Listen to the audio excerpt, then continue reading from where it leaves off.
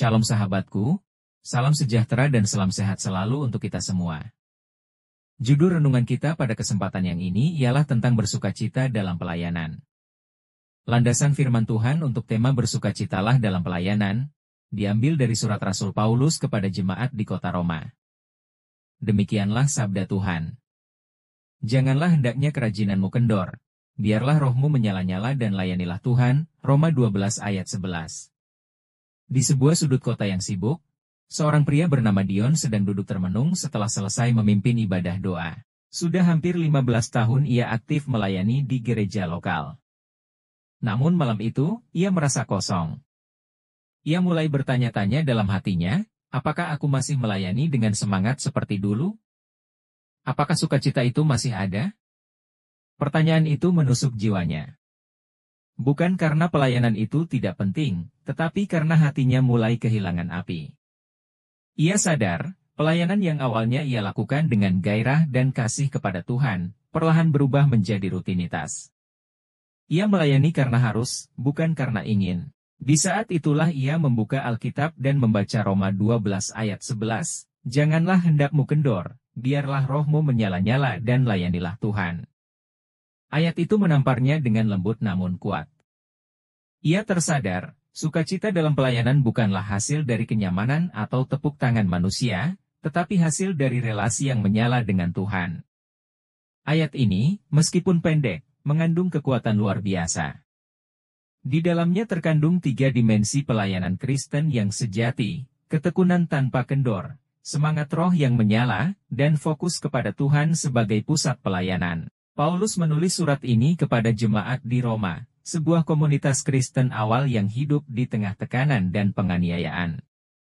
Dalam konteks seperti itu, Paulus tidak memberi mereka motivasi kosong, melainkan kebenaran yang membebaskan, bahwa pelayanan bukanlah beban, tetapi kehormatan, bukan paksaan, tetapi kesempatan untuk menyatakan kasih Allah kepada dunia.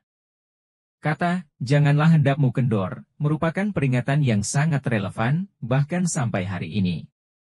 Banyak orang Kristen mengalami keletihan dalam pelayanan bukan karena beban tugas, tetapi karena kelelahan rohani. Ketika doa mulai jarang dipanjatkan, ketika Alkitab menjadi sekadar simbol dan bukan makanan rohani, ketika komunitas menjadi tempat drama dan bukan dukungan, maka api pelayanan akan pelan-pelan meredup. Paulus tidak ingin hal itu terjadi. Ia mengingatkan bahwa semangat dalam pelayanan bukanlah sesuatu yang terjadi secara otomatis. Semangat itu perlu dipelihara, dijaga, bahkan diperjuangkan. Kata "kendor" dalam teks aslinya mengandung arti malas atau lamban. Ini bukan bicara soal fisik saja, tetapi lebih pada sikap hati. Orang bisa terlihat sibuk melayani, tetapi hatinya sudah lama berhenti terbakar untuk Tuhan. Pelayanan yang seperti ini berbahaya, karena bisa menular. Pelayanan yang dilakukan tanpa semangat akan menularkan ketidakpedulian. Sebaliknya, pelayanan yang dilakukan dengan hati yang menyala bisa menjadi pemantik bagi yang lain. Di sisi lain, Paulus mendorong agar rohmu menyala-nyala. Frasa ini sangat kuat secara bahasa dan teologis. Ia menggunakan kata dalam bahasa Yunani yang menggambarkan mendidih atau berapi-api. Paulus sedang bicara tentang semangat rohani yang lahir dari dalam, bukan dari suasana ibadah yang emosional belaka. Semangat ini bukan hasil pengaruh eksternal, tetapi dari relasi yang hidup dengan Roh Kudus. Pelayanan yang menyala bukan berarti selalu riuh atau penuh ekspresi, tetapi selalu setia, bergairah, dan penuh kasih yang nyata. Semangat rohani tidak mungkin dipertahankan jika kita terputus dari sumbernya. Roh Kudus adalah sumber nyala pelayanan kita. Tanpa Dia, pelayanan hanyalah kegiatan sosial belaka. Maka, seperti seorang pembakar api yang tahu kapan harus menambahkan kayu ke tungku agar api terus hidup, kita pun perlu mengisi hati kita dengan doa, firman, penyembahan, dan keintiman dengan Tuhan. Ketika kita membiarkan Tuhan berbicara kepada kita setiap hari, maka api itu tidak akan padam. Ketika pelayanan kita lahir dari relasi dan bukan ambisi, maka kita tidak akan mudah goyah meskipun badai datang. Paulus menutup ayat ini dengan seruan yang sangat penting, layanilah Tuhan. Inilah kunci utama dari semua pelayanan Kristen. Fokus pelayanan kita bukan untuk manusia, bukan demi pengakuan, bukan karena ingin terlihat rohani. Kita melayani karena Tuhan terlebih dahulu mengasihi kita. Pelayanan adalah bentuk penyembahan. Pelayanan adalah respons syukur. Ketika fokus kita bergeser kepada hasil, penghargaan, atau bahkan jumlah, maka sukacita akan mudah lenyap. Tetapi ketika kita sadar bahwa kita sedang melayani Raja segala raja, maka sekecil apapun yang kita lakukan akan terasa bermakna. Melayani Tuhan berarti kita sadar bahwa semua yang kita kerjakan, sekecil apapun itu, menyapu gereja, menyambut jemaat, menyanyi, mengajar sekolah minggu, bahkan hanya mendoakan seseorang secara pribadi, semua itu adalah bagian dari ibadah yang hidup. Kita sedang mempersembahkan diri kita kepada Tuhan, seperti yang disebutkan Paulus dalam Roma 12 ayat 1. Dalam dunia yang mengukur kesuksesan dengan angka dan pujian, ayat ini memutar ulang fokus kita. Apakah kita melayani karena kita mencintai Tuhan, atau karena ingin mendapat tempat di mata manusia? Sukacita dalam pelayanan tidak lahir dari kondisi yang nyaman, melainkan dari hati yang diselaraskan dengan kehendak Tuhan. Seorang pelayan Tuhan yang setia pernah berkata, "Saya tidak selalu berada dalam pelayanan yang mudah, tetapi saya selalu menemukan Tuhan di setiap pelayanan." Kalimat ini sederhana, tapi dalam. Sebab sukacita bukanlah suasana hati, tetapi buah dari kedekatan dengan Tuhan. Seseorang bisa berada di tengah penderitaan, namun tetap bersukacita dalam pelayanannya.